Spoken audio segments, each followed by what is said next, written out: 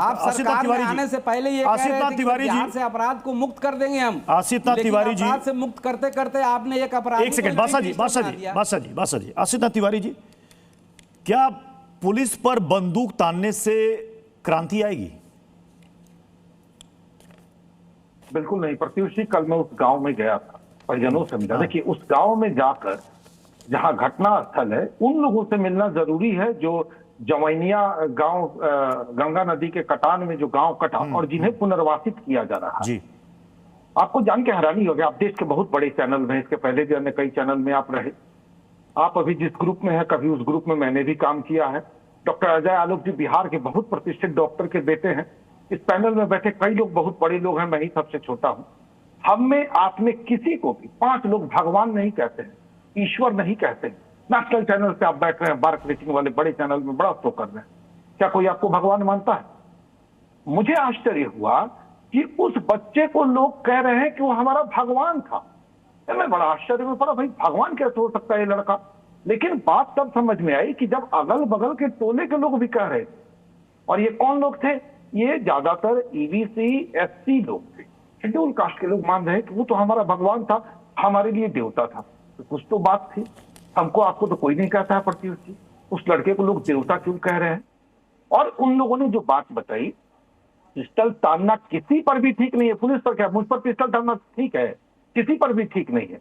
अवैध हथियार हो अवैध, सवाल लाइसेंस का नहीं है। लाइसेंस ही होगा तो क्या डर होगा पर पिस्टल तान दीजिएगा, वो भी गलत है, ये गलत है।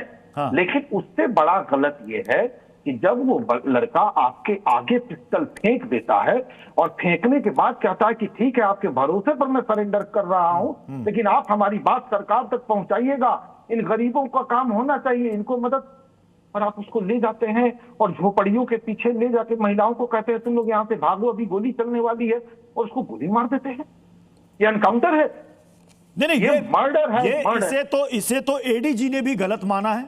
उन्होंने भी कहा, एक बात उन्होंने बहुत इंपॉर्टेंट बात कही है कि एनकाउंटर कभी भी पुलिस की कामयाबी नहीं हो सकती। एनकाउंटर कभी भी पुलिस की कामयाबी नहीं हो सकती। लेकिन मैं आपसे पूछ रहा हूं सवाल जो मैंने आरजेडी से पूछा कि अब इस पूरे प्रसंग में यह जो बात कही जा रही है कि जाति देखकर एनकाउंटर हो रहा है, क्या ऐसा हो रहा है?